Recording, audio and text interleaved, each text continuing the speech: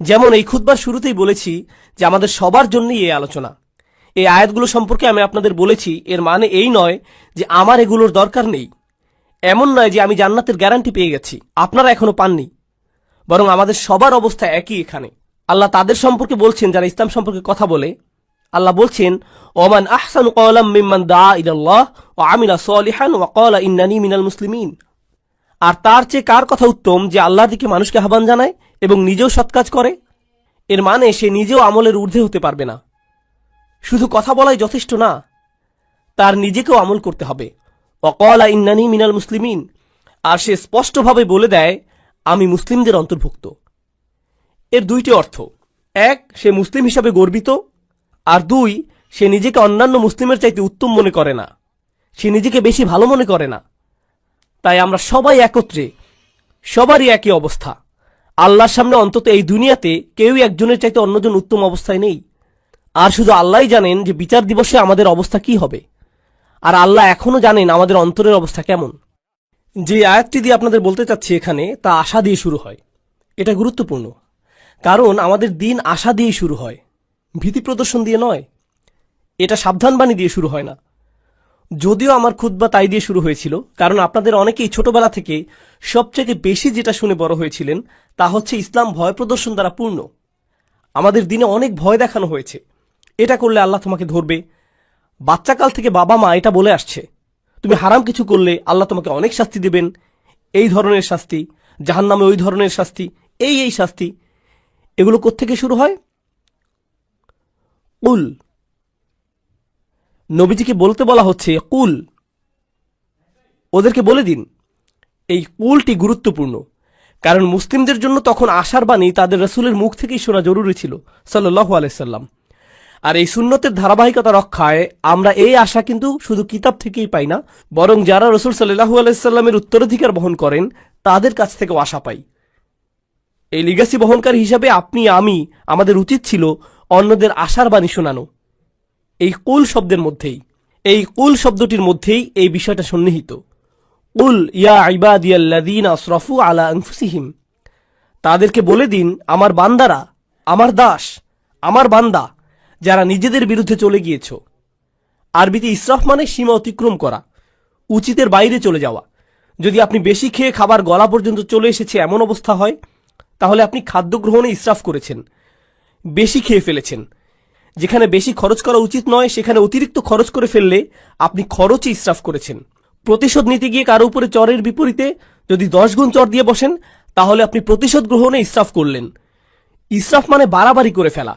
আল্লাহ বলছেন আমার বান্দারা যারা নিজেদের বিরুদ্ধে বাড়াবাড়ি করে ফেলেছ, তারা অনেক ক্ষেত্রে যা করার তার চাইতে বেশি করে ফেলেছে। কিন্তু আল্লাহ বলেননি ইসরাফ কোন ক্ষেত্রে, সম্পদের ইসরাফ, নাকি কথাবার্তার ইসরাফ, নাকি গাফলতির ইসরাফ। ইসরাফটা কিসের এখানে, বাড়াবাড়ি কোথায় হয়েছে? আল্লাহ এটা নির্দিষ্ট করেননি, কারণ আমরা অনেক কিছুতেই বাড়াবাড়ি করি। আপনি অতিরিক্ত অলস হতে পারেন, আপনি বাড়াবাড়িভাবে রাগী হতে পারেন, আপনি অতিরিক্ত লোভী হতে পারেন, আপনি অনেক কিছুতেই বাড়াবাড়ি করতে পারেন, অনেক কিছুতে অতিরিক্ত করতে পারেন। আর আল্লাহ বলছেন তোমরা যেই বাড়াবাড়ি করে ফেলেছো নিজেদের বিরুদ্ধে, এটা আরেকটা জিনিস। আল্লাহ কিন্তু বলতে পারতেন ইয়া ইবাদিয়াল্লাযীনা আযলামু, যারা পাপ করেছো, যারা ইরতাকাবু সাইয়্যাতু, পাপ কাজ সংগ্রহ করেছো। না, বরং বললেন আসরাফু আলা আনফুসিহিম। এটা কি ইঙ্গিত দিচ্ছে? ইসরাফ হয় যখন কেউ নিজের জন্য বেশি বেশি চায়, আর নিজের জন্য বেশি চাবার কারণে আপনি ভাবছেন এটার ফলে আপনি বেশি কিছু পাবেন। আর আল্লাহ এই আয়াতের বাস্তবতা বলছেন, তিনি বললেন আসরাফু আলা আনফুসিহিম, তিনি লি আনফুসিহিম বলেননি। তিনি বলেছেন তোমরা নিজেদের বিরুদ্ধে বাড়াবাড়ি করেছ, নিজের জন্য করনি। তুমি ভাবছিলে তুমি গিয়ে সীমা অতিক্রম করেছ কারণ এতে তোমার জন্য কিছু থাকবে, কিন্তু বাস্তবতা হলো প্রত্যেকবার এমনটা করার সময় এটা তোমার বিরুদ্ধেই গিয়েছে। আলা আনফুসিহিম লা তাকনাতু মির রাহমাতিল্লাহ। তুমি যদি এটা মেনে নাও, আর আমি যদি মেনে নেই যে আমরা কিছু জিনিস বাড়াবাড়ি করেছি, কিছু জিনিসের সীমা অতিক্রম করেছি, তাহলে আল্লাহ বলছেন কোনোভাবেই আশাহত হইও না। এটা হলো সিদ্দাতুল ইয়াইস আল কুনুত। সিদ্দাতুল ইয়াইস, প্রচন্ড হতাশা, খুবই বিষণ্ণতা। এখানে কি শিখতে পারছি? গুনাহ, মন্দ কাজ, এগুলো আমাদেরকে হতাশ করে দেয়। তারা এমন অনুভূতি আনে যে আল্লাহ তো আর আমাকে ক্ষমা করবেন না, আমার অবস্থা তো খুব খারাপ। তাই না? ক্ষমা চাবার অর্থটাই বা আর কি? আমি কি করছি জানেন? আমি কি কি কাজ করি সেগুলো জানেন? আপনি না জানলেই ভালো ভাই, আমি খুবই খারাপ। আর এই সময় ভাবছেন, এই সময় এসে ক্ষমা চাবার মানেটাই বাকি। আর আল্লাহ জানেন এই চিন্তাগুলো ওসব মন্দ কাজের থেকে উৎপন্ন হয়। আবার কেউ বলে, ক্ষমা চাওয়া নিয়ে আমি আর ভাবতে পারবো না। আসলে যারা ভালো মানুষ তারা তো ইস্তেগফার ইত্যাদি করে, আমি তো অনেক অনেক খারাপ কাজের মধ্যে জড়িত। তাছাড়া এসব থেকে দূরে থাকবো সেটাও না, একেবারেই আশাহীন হয়ে যাও। তাছাড়া এসব থেকে দূরে থাকবো সেটাও আপাতত হচ্ছে না। আল্লাহ বলছেন, লা তাকনাতু মির রহমাতিল্লাহ, নিজেদেরকে আলাদা করে ফেলো না, আশাহত হয়েও না, একেবারেই আশাহীন হয়ে যেও না আল্লাহর ভালোবাসা, যত্ন আর ক্ষমা থেকে। আল্লাহ তোমাকে ভালোবাসা বন্ধ করেননি, তোমার খেয়াল রাখাও বন্ধ করেননি। এমন কখনোই না যে আল্লাহ তোমার প্রতি ক্ষমা দেখাতে আর আগ্রহী নন, এমন কিছুই না। আপনি নিজেকে বলেন, আল্লাহ মনে হয় আমাকে শাস্তি দিতেই চান। না, এটা আপনার ধারণা, আল্লাহ বলেননি, আপনি বলছেন। আল্লাহ কোরআনে কখনোই বলেন না যে আপনাকে শাস্তি দিতে চান, বরং তিনি উল্টোটাই বলেন, মা ইয়াফআলুল্লাহু বিআযাবিকুম, আপনাকে শাস্তি দিয়ে আল্লাহর কি লাভ? তিনি কেন শাস্তি দিবেন আপনাকে? হুবহু এটাই বলেছেন আল্লাহ। দেখুন, কিছুদিন আগেই অসাধারণ এক হাদিস পড়েছি, এটা আমার দৃষ্টিভঙ্গি একেবারেই বদলে দিয়েছে। আপনাদেরকে এটা আগেও বলেছি যে আল্লাহ আমাদের সকলের জন্যই জান্নাতে ঘর বানিয়েছেন, প্রত্যেকটি মানুষের জন্যই, মুসলিম বলেন অমুসলিম বলেন সবাই, আমাদের প্রত্যেকের জন্যই জান্নাতে একটি বাড়ি বানানো আছে, আমাদের জন্যই অপেক্ষা করছে। একটি পরিবার অপেক্ষা করছে সেখানে। কেউ কেউ পরিবার বলতে বোঝেন যে তিনি আপনার আর আপনার পরিবারের জন্য জান্নাতের গ্যারান্টি আগেই দিয়ে রেখেছেন। শুধু কিছু মানুষ যেতেই চায় না, কিছু মানুষ জান্নাতেই যেতে চায় না, আর তাই জান্নাতে অনেক খালি বাসা পড়ে থাকবে যখন মানুষজন যাবে। আর আল্লাহ বলছেন এই ঘরগুলো উত্তরাধিকার হিসেবে মুমিনদেরকে দেয়া হবে। উলাইকা হুমুল ওয়ারিসুন, সেগুলোকে মুমিনদের জন্য উত্তরাধিকার হিসেবে দেয়া হবে। যারা নিজের পরিবার সহ জান্নাতে আনন্দ করতে চায়নি তাদের ঘর। আল্লাহ কোরআনে বলছেন, আল্লাযীনা খাসিরু আনফুসাহুম ওয়া আহলিহিম ইয়াওমাল কিয়ামাহ, যারা নিজেদের আর নিজেদের পরিবারকেও হারিয়ে ফেলেছে বিচার দিবসে। নিজের পরিবারকে কিভাবে বিচার দিবসে হারিয়ে ফেলে? কারণ পরিবার তো অপেক্ষাই করছিল, পরিবার তো জান্নাতেই ছিল, সুন্দর এক জীবন তো ছিল ওখানে। তাই আল্লাহ আযজা ওয়া জাল্লা এই আয়াতে বলছেন, ইন্নাল্লাহা ইয়াগফিরুয যুনুবা জামিআ। দয়া করে খোলা কানে এই আয়াতগুলো শুনুন। রমজানের আর যে কয়দিন বাকি আছে সেগুলোর সুযোগ নিন, নিজেদের জন্য আর আপনার পরিবারের জন্য হলেও। ইন্নাল্লাহা ইয়াগফিরুয যুনুবা জামিআ, আল্লাহ ক্ষমা করে দিবেন সমস্ত গুনাহ, সব একত্রেই। আর এটা কোরআনের একটা মিরাকল। কোরআনের সবচেয়ে বড় উপহারগুলোর একটি এই যে আল্লাহ বলেছেন জুনুব, তিনি সাইয়্যাত বলেননি। কারণ আরবিতে সাইয়্যাত হলো গুনাহ, আর জুনুব তার চাইতে ছোট। আর আল্লাহ বলছেন তিনি ছোটগুলোকেও ঢেকে রাখবেন। আসলে ছোটগুলোর নাকচ করা বড়গুলোকেও অন্তর্ভুক্ত করে ফেলে। যেমন আল্লাহ যদি বলেন আমি তোমার বড় গুনাহগুলো মাফ করে দেব, এর মানে তিনি ছোট গুনাহগুলো হয়তো বাদ দেবেন। তিনি বলছেন আমি তোমার ক্ষুদ্রতম গুনাহটিকেও ক্ষমা করব, তোমার আমলনামা এতই পরিষ্কার করে দেব যে তাতে একটুও দাগ থাকবে না, সবকিছু চলে যাবে জামিআন, সবকিছু একত্রেই। ইন্নাহু হুয়াল গফুরুর রহিম, কোনো সন্দেহ নেই তিনিই একমাত্র যিনি প্রচণ্ডভাবে ক্ষমাশীল, প্রচণ্ড ক্ষমাশীল তিনি। আর তিনি সর্বক্ষণই প্রেমময়ী, সর্বক্ষণই করুণাময়, সর্বক্ষণই যত্নশীল। এটাই ক্ষমার ব্যাপারে প্রথম বার্তা দেবার কথা ছিল। আল্লাহ সবকিছু মাফ করে দিতে প্রস্তুত, আল্লাহ আপনার সবকিছু একেবারে নতুন করে শুরু করতে প্রস্তুত। তবে সেটাই কিন্তু একমাত্র নয়। কেউ এই আয়াত পড়ে ভাবলো এটাই আয়াতটির বার্তা। না না না না, দেখুন আমের বা নির্দেশ কিন্তু এখনো চলছে। তাই পরে আয়াতটি পড়ার পদ্ধতি হলো, উল ইয়া ইবাদিয়াল্লাযীনা আসরাফু আলা আনফুসিহিম আনিবু ইলা রাব্বিকুম। এটা ঠিক এমনই, এভাবেই বোঝানো হচ্ছে। এর মানে হলো আমার বান্দারা, এখন যেহেতু জানো যে আমি সবকিছুই ক্ষমা করে দেব, আমার কাছে ফিরে আসো, নিজের মালিকের কাছে ফিরে আসো। এই বার্তার পরের অংশে এটাই। ক্ষমার আলোচনা ওখানেই শেষ হয়নি, তার কাছে ফিরে আসুন। তিনি বলছেন আমি ক্ষমা করতে প্রস্তুত, কিন্তু আমার ক্ষমা বিনামূল্যে নয়, এটা অর্জন করতে তোমাকে কিছু একটা করতে হবে। আমার কাছে ফিরে আসো। আনিবু ইলা রব্বিকুম, নিজের অন্তর তোমার রবের দিকে ফিরিয়ে দাও, আমার কাছে ফিরে আসো। আনিবু ইলা রব্বিকুম, নিজের অন্তর তোমার রবের দিকে ফিরিয়ে দাও। দেখুন, আরবিতে তওবা আক্ষরিকভাবেও হতে পারে। আল্লাহর দিকে অন্তর ফিরে আসা তওবা হয়, আবার শারীরিকভাবে ফিরে আসাকেও তওবা বলা যেতে পারে। ইনাবা শুধু অন্তরের জন্য। আরবিতে ইনাবা ব্যবহৃত হয় যখন অন্তর আল্লাহর দিকে ফিরে আসে। তাই আল্লাহ বলছেন, তোমার অন্তর কোথায়? কি নিয়ে ব্যস্ত তুমি? কি নিয়ে বিভ্রান্ত তুমি? তোমার মালিকের কাছে ফিরে যাও, তিনি ক্ষমা করতে প্রস্তুত। ওয়াসলিমুলাহু, এরপর তিনি বলছেন, যেহেতু তোমার অন্তর আমাকে দিয়েছ, এখন তোমার সত্তাকেও আমার প্রতি সমর্পণ করো, ইসলামে থাকো, নিজেকে সমর্পণ করো, মান্য করতে প্রস্তুত হও। ওয়া আসলিমুলাহু মিন ক্বাবলু আন ইয়াতিয়াকুমুল আযাব সুম্মা লা তুনসারুন, শাস্তি আসার পূর্বেই এরপর আর সাহায্য প্রাপ্ত হবে না। এখন আল্লাহ শাস্তির কথা বলেছেন, এমন না যে আয়াতে শাস্তির কথা নেই, আছে, কিন্তু শুরু হয়েছে কি দিয়ে? শুরু হয়েছে উৎসাহ দিয়ে, যে দেখো আমি সব ক্ষমা করতে প্রস্তুত, কোনো শাস্তিই তোমাকে দেয়া হবে না। তুমি যদি চাও তবে আমার কাছে ফিরে আসো, নিজেকে আমার কাছে সমর্পণ করে দেওয়া উচিত তোমার, আর তাড়াতাড়ি করো এটা। এমন ভেবো না যে অনেক সময় হাতে আছে। এমন লোকদের অন্তর্ভুক্ত হয়েও না বিচার দিবসে যাদেরকে বলা হবে তারা বাস্তুম, ভেবেছিলে তোমাদের হাতে অনেক সময় যে দেরি করলেও হবে, তাই না? এটা যেন ফি মাআনাতা আখারতুম, তুমি বিলম্ব করেছিলে, অনেক সময় আছে আরো, থাকুক, বাদ দাও। এই ধরনের কথাবার্তা, এমন ধরনের লোক হবে না। আল্লাহ বলছেন শুরু করে দাও, মিন কবলি। এই মিনকে বলে মিনা তাজিল, শাস্তি আসার ঠিক আগে আগে। আমি বলছি শাস্তি হতে কিন্তু দেরি নেই, কাছেই। বিচার দিবসের কথা বললে অনেকে মনে করেন বিচার দিবস অনেক দেরি, তাই না? ইন্নাহুম ইয়ারাউনাহুম বাঈদা, তারা মনে করে ওটা হতে অনেক দেরি। অনারাহু করিবা, আল্লাহ বলছেন আমরা দেখেছি যে এটা শীঘ্রই। কিন্তু আমাদের প্রত্যেকে আমরা কখন যাব? আমরা কি ঈদের দিন আদৌ দেখতে পাবো? কে জানে? কে জানে আমরা কবে যাব? কে জানে মৃত্যুর ফেরেশতার কাছে আল্লাহ কি লিখে দিয়েছেন? আমরা পার্কিং লট পর্যন্তও কি যেতে পারবো? কে জানে? আমরা কেউ জানি না। আর আমাদের মৃত্যু হলেই মান মাতা ফাকাদ কামা কিয়ামাহু, যে চলে যায়, যেই মারা যায় তার কিয়ামত শুরু হয়ে যায়।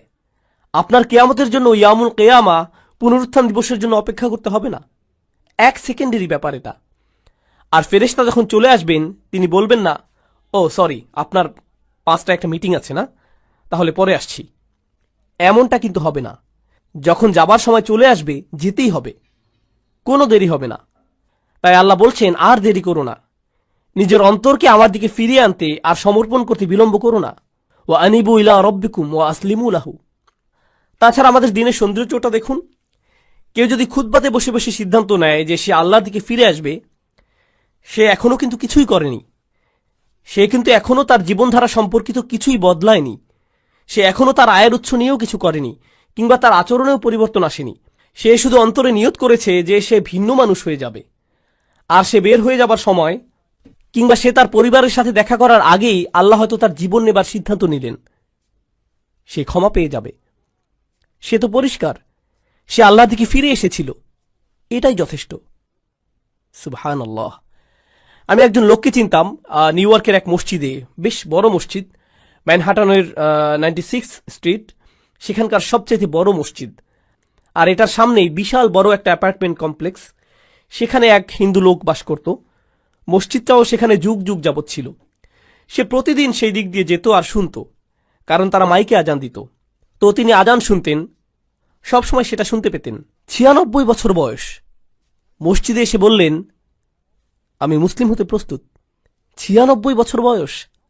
শাহাদা পাঠ করলেন। 2 দিন পর মারা গেলেন। 96 বছরের শিরক, 96 বছরের গাফলা। এরপর তিনি আল্লাহর কাছে ফিরে এলেন, সেটাই যথেষ্ট হয়ে গেল। সব পাপ মুছে ফেলা হলো, সকল মন্দ কাজকে ভালো কাজে পরিণত করে ফেলা হলো তার জন্য। ইন্না লিল্লাহি ওয়া ইন্না ইলাইহি রাজিউন। এটাই আল্লাহর দয়া কারো প্রতি, এটাই আল্লাহর ভালোবাসা, যে চলে যাবার পূর্বেই আল্লাহ তাদের ফিরে আসতে দেন। ওয়া আনিবু ইলা রব্বিকুম, এটা শুধু অমুসলিমদের প্রতি আহ্বান নয়, আমাদের জন্যও। আমাদেরও আল্লাহর কাছে ফিরতে হবে। এমন মনে করবেন না যে আমি শুধু খুব আধুনিকতাবাদী লিবারেলদের উদ্দেশ্যে কথাগুলো বলছি। এখানকার ধার্মিকদের উদ্দেশ্যে বলছি না, হিজাব সহ বোন কিংবা দাড়িওয়ালা সেই ভাইটির উদ্দেশ্যে না, না না না, সবার উদ্দেশ্যেই বলছি। আল্লাহ কিন্তু বিচার দিবসে আমাদের চেহারা দেখবেন না, আল্লাহ দেখবেন আমাদের অন্তরে কি আছে।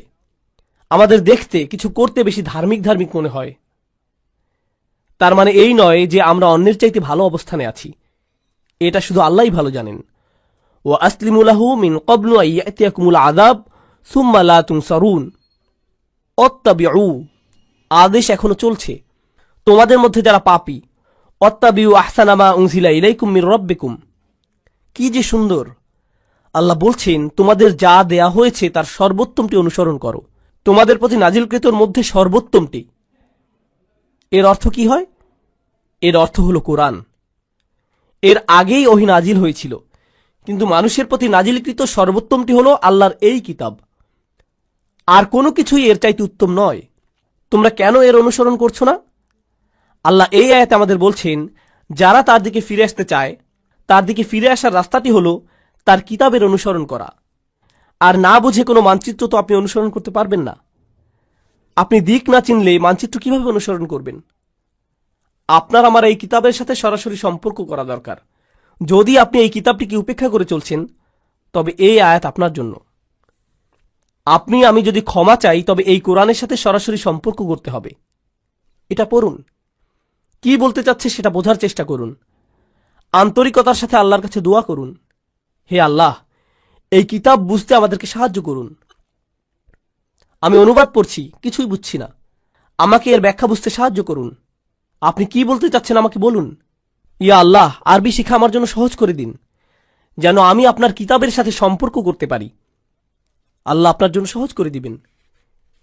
তিনি করবেন না এমন হবে না। সমস্ত মানব জাতির প্রতি এটা খোলা দাওয়াত। তিনি বলেছেন তিনি সহজ করে দিবেন। আমি তো এটা আপনার জন্য সহজ করে দিতে পারবো না, আল্লাহ পারবেন। ওয়ালাকাদ ইয়াসসারনাল কুরআনা লিযিকরি, তিনি বলছেন আমরা তো কোরআন সহজ করে দিয়েছি। তিনি বলেননি লিল আরব, তিনি শুধু আরবদের জন্য সহজ করে দেননি, বরং পুরো মানব জাতির জন্য সহজ করেছেন। এটাই তার ওয়াদা। তাই তাকে কিছু আন্তরিকতা দেখান, নিজের পক্ষ থেকে কিছু প্রেরণা দেখান যে আপনি প্রস্তুত, যে আমিও ফিরে যেতে চাই। আপনি দেখতে পাবেন দরজা তার থেকেই খুলে আসছে। অত্তাবিউ আহসানা মা উনজিলা ইলাইক মির রাব্বিকুম, যা পাঠানো হয়েছে তার সর্বোত্তম অনুসরণ করো। অর্থাৎ এই কিতাবের চাইতে উত্তম বার্তা, উত্তম উপদেশ তো কখনোই তোমরা পেতে পারতে না। কোন মুসলিমের এই কিতাবের সাথে সরাসরি সম্পর্ক থাকা মানে উপদেশ পাবার জন্য সবসময় কেউ না কেউ থাকা, তার অন্তরকে শান্ত করার জন্য কেউ না কেউ সবসময় আছে। আপনি কোরআনের যে কোনো পৃষ্ঠা খুলে পড়া শুরু করুন, শান্তি আর সুখ পাবেন। আপনি খুশুখুজুর সাথে সালাত আদায় করুন আর আল্লাহর কথাগুলো তিলাওয়াত করুন, এমন সমাধান পেয়ে যাবেন যেটা কল্পনাও করেননি। আল্লাহর কথার মাধ্যমেই সেটা চলে আসবে আপনার কাছে। কোরআন অসীম, সর্বক্ষণ প্রাসঙ্গিক। এটা এমন একটা কিতাব যেটা সর্বকালেই উপযুক্ত, আক্ষরিকভাবেই। কলেজে থাকতে আমি এক বন্ধুর সাথে এই এক্সপেরিমেন্ট করেছিলাম। তাকে বললাম, বন্ধু, সবাই তো বলে কোরআন হেদায়েত, চলো একটা এক্সপেরিমেন্ট করি। প্রত্যেকবার আমাদের কোনো সমস্যা হলেই চলো কোরআনের কোনো একটা পৃষ্ঠা খুলে পড়া শুরু করি, দেখি কোনো সমাধান পাই কিনা। আমরা এমন 2-3 মাস যাবত করলাম, আর সুবহানাল্লাহ, আমরা প্রতিদিন মেলাতাম। আমি এটা পেয়েছি, এই সমস্যা হয়েছিল, আর এই আয়াত পেয়েছি, আর আমি এটা খুঁজছিলামও না, শুধু কোরআন পড়ছিলাম আর সেটা চলে এলো। এটাই আমার জন্য আল্লাহর সমাধান। দেখলেন, আমার জন্য আল্লাহর উপদেশ এটা। সুবহানাল্লাহ, কি অসাধারণ ব্যাপার! এমনই তো হবার কথা ছিল। আমাদেরকে দেয়ার এর চাইতে উত্তম আর সুন্দর জিনিস আর কি হতে পারে, তাই না? এরপর আল্লাহ বলছেন, অত্তাবিউ আহসানা মা উনজিলা ইলাইক মির রাব্বিকুম মিন ক্বাবলি আন ইয়াতিয়াকুমুল আযাবু বাগতাতান ওয়া আনতুম লা তাশউরুন। শাস্তি তোমার উপর আসার আগেই, হঠাৎ করে, তুমি কিছু বোঝার আগেই। অন্য কথায়, যারা আল্লাহর কথাগুলো জানে এরপরেও আল্লাহর দিকে ফিরে আসার চিন্তা করে না, তাদের শাস্তি তো আসবেই। কারণ আল্লাহ তো তাদের রাস্তা দেখিয়েছেন। দেখো, আমি তোমাদেরকে ক্ষমা করতে চাই, এই যে নাও কিতাব, নাও এটা। আপনি যদি না নেন তবে আল্লাহকে এরপর দোষ দিতে পারবেন না। তাই পরের আয়াতগুলো হলো যাদের ক্ষমা নিয়ে ভুল ধারণা আছে তাদের সম্পর্কে। এটাই হলো ক্ষমার আসল বুঝ। এই রাস্তাতে আপনার যাবার কথা। আল্লাহ ক্ষমা করতে প্রস্তুত আছেন, যদি আপনি পিছনে ফিরে আপনার বাড়াবাড়ির জীবন, গুনাহের জীবন ছেড়ে চলে আসতে চান তার কাছে। আর যদি ওহির মধ্যে সর্বোত্তম ওহির অনুসরণ করতে চান, যদি তা করতে চান, তাহলে ক্ষমার দরজা খোলা আছে। তবে আপনি আশায় পরিপূর্ণ থাকবার কথা। আল্লাহ আমাদের সবাইকে ক্ষমার যোগ্য বানিয়ে দিন। এরপর অন্যদিকে যখন হঠাৎ করে শাস্তি চলে আসে, আচ্ছা দেখুন, এগুলো সবকিছুই কিন্তু বহু বচনে ছিল, আয়াতটি ছিল বহু বচনে। এর মানে কি জানেন? যে পুরো সমাজকে বলা হচ্ছে যেন ঠিক হয়ে যায়, যে আমাদের একে অন্যকে আল্লাহর নিকটবর্তী হবার ব্যাপারে উৎসাহ দেবার কথা, আমাদের একে অপরকে পেছনে ফেলে আসার কথা না। কিন্তু একটি দিন আসছে, যখন সেই দিন আসবে কোনো সমাজ তখন থাকবে না, আমরা সবাই সেদিন একা হব, সবাই বলবো নফসি নফসি, আমি নিজে আমি নিজে। সেদিন কোনো একত্রিত পরিবার থাকবে না। দেখুন, আমরা পরিবার সহ বেড়াতে যাই, সবাই মিলে একত্রে গাড়িতে উঠি, সবাই একসাথে যাই, কিন্তু সেই সফরে সবাই একাই ভ্রমণ করবে, আপনি আপনার পরিবারের সাথে থাকবেন না, এমনটা আর হবে না। আর সেই দিনে এখন আয়াতগুলো সব এক বচনে, তাই সে বলছে আন তাকুলা নাফসুন ইয়া হাসরাতা আলা মা ফাররাততা ফি জামবিল্লাহ ওয়া ইন কুনতু লামিনাস সাখিরিন। এই আয়াতগুলো এতটাই প্রাসঙ্গিক, আল্লাহে আমি অনেক ইমেইল পাই যাদের এমন কোনো সমস্যা, আমি তো অবাক। ১,৫০০ বছর পরেও সমস্যাগুলো বদলে যায়নি। সেদিন এমন লোকও থাকবে যারা বলবে, হে আল্লাহ, ইয়া হাসরাতা শেষের আটি ইয়াতেও রূপান্তরিত হতে পারল না, কারণ ইয়া মুস্কি হাসির কাছাকাছি। লোকটি তার কারাহা, তার হুজুনের জন্য ইয়া উচ্চারণ করতে পারছে না। হায় হায়, কি অনুশোচনা আমার, এ কি করে ফেললাম আমি। এমনটাই সে বলছে, ইয়া হাসরাতা আলা মা ফাররাতু ফি জামবিল্লাহ, যে আমার থেকে যা আশা করা হয়েছিল তার চাইতে অনেক কম করে ফেলেছি। আল্লাহর উপস্থিতিতেই, আল্লাহর সান্নিধ্যেই। আপনাদেরকে বুঝিয়ে বলার চেষ্টা করছি এখানে কি বলছে। আল্লাহ শুরুতে বলেছিলেন, তোমরা শুধু বাড়াবাড়ি করো, তোমরা সীমা অতিক্রম করো শুধু, আর শুধুমাত্র সেসব জিনিসই তোমরা ছাড়াছাড়ি করো যেগুলো আল্লাহ চান যে তোমরা করো। এটাকে বলে তাফরিদ, প্রত্যাশা থেকে কম করা। আর ওই লোকটি, আয় হায়, আমি প্রত্যাশা থেকে কম করে ফেলেছি, ঠিক আল্লাহর সংস্রবে থেকেই। আর আল্লাহর সংস্রব মানে কি? ফি জামবিল্লাহ। কুরআন বলছে ওয়াসাহিবিহি বিল জাম্ব, যে আপনার পাশেই বসে আছে। জাম্ব মানে আল্লাহর ঠিক সাথেই। আপনি মসজিদের কাছেই থাকতেন, আপনি মুসলিমদের পাশেই বসে আল্লাহর কিতাব থেকে উপদেশ শুনতেন, আপনি কোরআনের তেলাওয়াতও শুনতে পেতেন, আপনার পরিবারের লোকেরা আপনাকে নসিহত দেওয়ার চেষ্টা করত, আর সবাই আপনাকে এভাবে আল্লাহ সংস্রব দিত। আল্লাহ সংস্রব মানে প্রথমত আল্লাহ নিজেই নিকটবর্তী, ফাইন্নী করিব। দ্বিতীয়ত যারা আপনাকে আল্লাহ স্মরণ করিয়ে দিত তাদেরকে দূরে ঠেলে দিতেন। আরে যা করছি যাও তো, আরে যা করছি করতে দাও তো, আমি কি করব তোমাকে বলতে হবে না, উপদেশ দেওয়া বন্ধ করো, আমার দরকার নেই উপদেশের, আমি ঠিক আছি, ভালোই আছি, আমার বাণী শোনার দরকার নেই এখন। লোকটি বলছে, হায় হায়, কি করলাম আমি কিভাবে শৈথল্য করলাম, আমি সহজেই উতরে যেতে পারতাম। এরপর সে কারণ দর্শাচ্ছে। তরুণ ভাইয়েরা, দয়া করে শুনুন, সে কারণ দিচ্ছে কেন সে শৈথিল্যতা করেছিল।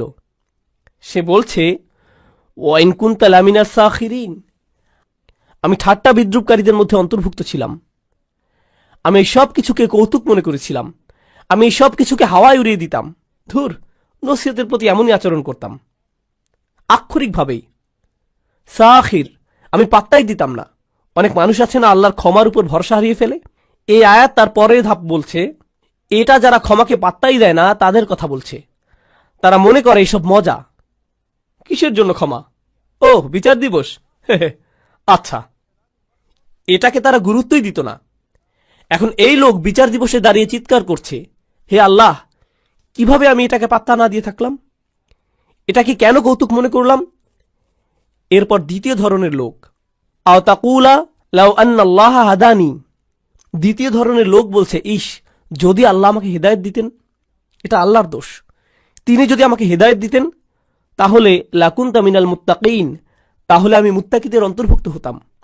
আল্লাহ সিদ্ধান্ত নিয়েছিলেন যে আমি বিদ্রুপকারী হব, আল্লাহরই সিদ্ধান্ত যে আমি নামাজ পড়িনি, আল্লাহ ঠিক করেছিলেন যে আমি অলস থাকব, তিনি ঠিক করেছিলেন আমি বদরাগী হব। এটা তো আমার দোষ না, এটা আল্লাহর দোষ। এটাও সে বিচার দিবসে বলছে। সে এই দুনিয়াতে মিথ্যুক ছিল, আখিরাতেও মিথ্যুক। তুমি আল্লাহর উপরে চাপিয়ে দিচ্ছ, হ্যাঁ, যেন সব দোষ তারই, যেন তারই সব দোষ, যেন তোমার কোনোই দোষ নেই। সুবহানাল্লাহ, এটা তো অন্য কারোর জন্য করো না। কেউ রাস্তায় তোমাকে আটকে দিল, আল্লাহর দোষ। এই লোক, সে তো গাড়ি চালাতেই জানে না, দেখে চালাতে পারে না, তাকে ফাইন করা উচিত। তাকে কেন দোষ দিচ্ছ? নিজেকে তো দোষ দাও না, তাই না? আপনি কোনো গ্রোসারি দোকানে গেলেন, ক্যাশ রেজিস্টারে গিয়ে টাকা পরিশোধ করছেন, এখন সেই লোক টাকা ফেরত দিল না, 10 টাকা ফেরত পাবেন আপনি, সেটা সে দিল না। এই যে আমার 10 টাকা কই, সে বলল, এটা তো আল্লাহর দোষ, আল্লাহ ঠিক করেছেন আপনি টাকাটা পাবেন না। কি বলছেন আপনি? আমার 10 টাকা ফেরত দিন। অন্য মানুষদের কাজে তাদেরকে দোষ দিতে আপনি ঠিকই জানেন, কিন্তু যখন নিজের বিষয় আসে তখন বলেন, না না না, আল্লাহ সিদ্ধান্ত করেছেন যে আমি মন্দ কাজ করব। আসলেই মুনাফিক। এভাবেই চলবেন আপনি? এই অজুহাতের পেছনেই লুকাবেন আপনি? এই কথা বিচার দিবসেও বলছেন? আমি তো মুত্তাকিই হতাম যদি আল্লাহ হেদায়েত দিতেন। তিনি আমার গোমরাহির সিদ্ধান্ত নিয়েছেন। পুরোটাই আমার তাকদীর। আও তাকুল হিনা তারাল আযাব লাউ আন্না লি কাররাতান। এরপর যখন সে শাস্তি দেখতে পেল, বলল, আচ্ছা আচ্ছা আচ্ছা, ঠিক আছে, আসলে আমারই দোষ, আমি মানছি। যখন সে শাস্তি দেখতে পেল, আমাকে আরেকটি সুযোগ দিন। লাউ আন্না লি কাররাতান, যদি আমি আরেকটি সুযোগ পাই, ফা আকুনা মিনাল মুহসিনিন, আমি তবে শুধু মুসলিম না, শুধু মুমিন না, আমি মুহসিনিনদের অন্তর্ভুক্ত হয়ে যাব। মুহসিনের সংজ্ঞা কি? আল্লাহর ইবাদত করা যেন তাকে দেখতে পাচ্ছেন। এখন আল্লাহ শাস্তি দেখার পর সে বলছে, আমি আল্লাহর ইবাদত করব যেন শাস্তি দেখতে পাচ্ছি, আমার ইহসান থাকবে। আমি প্রস্তুত। ইয়া আল্লাহ, আমাকে একবার ফেরত পাঠান, আমি খুব ভালো হয়ে যাব। আমি বদলাতে একদম রাজি আছি, শুধু একটা সুযোগ দিন। আপনি তো আর রহমান, আমাকে তো সুযোগ দিবেন। এই ধরনের কথাগুলো মানুষেরা বলবে, এসব অজুহাত তারা দেবে, কারণ ক্ষমা পাওয়ার মানে কি তারা বুঝতেই পারেনি। আর আল্লাহ তাদের কি উত্তর দেবেন? খুতবা শেষ করতে করতে বলছি, বালা, না না না, বরং উল্টো। প্রথম যেই লোকটি বলেছিল, ইয়া আল্লাহ, আমার শৈথল্য হয়ে গিয়েছে, আমি দুঃখিত, না, আপনার দুঃখিত হওয়াতে কিছু যায় আসে না। দ্বিতীয় লোকটি যে বলল, যদি আল্লাহ আমাকে হেদায়েত দিতেন তবে আমি ঠিক থাকতাম, আল্লাহ বলছেন এই যুক্তি এখানে চলবে না। বালা, ইয়া আল্লাহ, আমাকে আরেকটি সুযোগ দিন, এবার ঠিকই ভালো হয়ে যাব, সত্যি বলছি, এবার সবকিছু ঠিকঠাক মতো করব, খুবই গুরুত্ব সহকারে করব, আর ঠাট্টার পাত্র বানাবো না এবার। আল্লাহ বলছেন, না, সেই সময় শেষ। আমি তোমাকে বার্তা পাঠিয়েছিলাম যে আমি সব মাফ করে দিব, কিন্তু তুমি পাত্তা দাওনি, তুমি ছুঁড়ে ফেলেছিলে, সেই আমন্ত্রণে থুতু দিয়েছিলে, তুমি এটাকে কৌতুক ভেবেছিলে, সেটা তোমার দোষ, সব তোমার দোষ। আল্লাহ বলছেন, বালা, কদ জাআতকুম আয়াতি, আমার আয়াত এসেছিল তোমার কাছে, আর এটা একবচনে। এর মানে কি জানেন? ওহী রাসূলুল্লাহ সাল্লাল্লাহু আলাইহি সাল্লামের কাছে এসেছিল, কোরআন তার কাছে এসেছিল, আর তার মাধ্যমে আপনাদের সবার কাছে আলাদা আলাদা করে। আল্লাহ বলছেন, জাআতকা আয়াতি, জাআতকা আয়াতি, আমার আয়াত তোমার কাছে এসেছিল, আর তোমার কাছে, আর তোমার কাছে। আর এটা আতাতকা আয়াতিও নয়, বলছে জাআতকা আয়াতি। যা মানে অনেক দূর থেকে আসা। আমি সপ্ত আসমান থেকে কোরআন পাঠিয়েছিলাম, অগণিত ফেরেশতা সহ পাঠিয়েছিলাম আল্লাহর শেষ রসুল সাল্লাল্লাহু আলাইহি সাল্লামের কাছে। তিনি রক্তাক্ত হয়েছিলেন যেন তুমি একদিন কোরআন পড়তে পারো, আমরা যেন কোরআন তেলাওয়াত করতে পারি। এজন্য মানুষ জীবন দিয়েছে, মানুষ জীবন বিকিয়ে দিয়েছে, যেন একদিন মানুষ লা ইলাহা ইল্লাল্লাহ বলতে পারে, যেন একদিন কিতাবটি খুলে ফাতিহা পড়তে পারি। সে আয়াত তোমার কাছে এসেছিল, ফাকাযযাবতা বিহি, আর তুমি ভেবেছিলে এই সবকিছুই মিথ্যে, সেগুলো উপেক্ষা করেছ। অস্তাকবারতা, তুমি অহংকারপূর্ণ ছিলে, আমার বাণীর প্রতি আর আমার কিতাবের প্রতি অহংকার করেছিলে। এত দূর থেকে আসা বার্তাকে উপেক্ষা করার সাহস করেছ তুমি, এটাই তুমি ছিলে না? ওয়াকুনতা মিনাল কাফিরিন, তুমি তো সবসময় কাফির ছিলে। চাইলে এখন আল্লাহর কাছে এসে সারাদিন ধরে কাঁদতে পারো। এটাই হলো ক্ষমার প্রকৃত বুঝ। আল্লাহর আয়াত আমাদের সবার কাছে এসেছে। এই মাসে আমরা ওহী আগমন উদযাপন করি। এই মাসেই আমরা বলতে পারি, ইয়া আল্লাহ, আপনার আয়াত এসেছে আমার কাছে, আমাদের সবার কাছে আপনার আয়াত এসেছে, আর আমরা এগুলোর প্রতি অহংকারী হব না, আমরা এগুলো উপেক্ষা করব না, আমরা গুরুত্ব সহকারে নেব সেগুলো। কোরআনের সাথে আপনার সম্পর্ক এই মাসেই ঠিক করুন, যেন মাস শেষ হবার পরেও সেটা চালিয়ে যেতে পারেন। সেসব মানুষদের অন্তর্ভুক্ত হন। দোয়া করি যেন আমি তাদের মধ্যে হতে পারি, যেন আপনারা তাদের মধ্যে হতে পারেন, যেন আল্লাহ আমাদের জন্য কোরআনের সান্নিধ্যে যাওয়াটা সহজ করে দেন। যত দিন যায় আরো কাছে যেন যেতে পারি, অলসতা যেন আমাদের কখনো ছুতে না পারে। এই উপহার, এই ভালোবাসা কোরআনের প্রতি যা আল্লাহ আমাদেরকে দিয়েছেন, সেটা যেন আমরা সবার কাছে ছড়িয়ে দিতে পারি, সেই দোয়া করছি। এই উপহারের মহত্ব ও গুরুত্ব যেন আমরা আমাদের সন্তানদের মাঝে ছড়িয়ে দিতে পারি, তাদের মধ্যেও যেন এই ভালোবাসা গড়ে ওঠে। আপনার বাচ্চাকে ভিডিও গেম কিনে দিলে কত খুশি হয় খেয়াল করেছেন? তাদের চেহারার আনন্দ লক্ষ্য করেছেন? ঈদ আসছে, তাদেরকে আমরা খেলনা দেব, তখন তাদের চেহারার আনন্দ দেখেন, কত খুশি তারা, কিভাবে চিৎকার করছে। এটাকে আরবিতে ফারাহ বলে। আল্লাহ কোরআন সম্পর্কে বলছেন, ফাবিযালিকা ফালিয়াফরাহু, এই কোরআনের কারণেই তোমাদের উচিত খুশিতে উৎফুল্ল হওয়া। কোথায় সেই খুশি? কোরআন নিয়ে সেই আনন্দ কোথায়? আমাদের কিভাবে নবীজি সাল্লাল্লাহু আলাইহি সাল্লাম বলবেন, ইয়া আহলাল কোরআন, হে কোরআনের মানুষ, কোরআনের লোকজন, সেটা কোথায়? আজকেই ঠিক করার সময়। কালকের জন্য অপেক্ষা করবেন না, আজ রাতের জন্য অপেক্ষা করবেন না। কোরআনের মানুষ হয়ে যান, আল্লাহর নিকটবর্তী হবার মতো মানুষ হয়ে যান, তার ক্ষমা অর্জন করে নিন, তার আমন্ত্রণ গ্রহণ করুন। আল্লাহ যেন আমাদের সবাইকে তার ক্ষমা, তার ভালোবাসা, তার করুণার যোগ্য বানিয়ে দিন। যেন আল্লাহ আয্যা ওয়া জাল্লা আমাদের সবাইকে, আমাদের সন্তানদেরকে, আমাদের পিতামাতা, আমাদের আত্মীয়দের তার জান্নাতে প্রবেশ করিয়ে দিন। আল্লাহ আয্যা ওয়া জাল্লা যেন সকল মুসলিমদের সকল ভুল মাফ করে দেন। আল্লাহ আয্যা ওয়া জাল্লা যেন সমস্ত রোজা, সকল ইবাদত কবুল করে নেন, এমনকি যেগুলো ভুলে ভরা, অলসতায় ভরা, সেগুলোও আল্লাহ যেন আমাদের সবাইকে তেমন বানিয়ে দিন।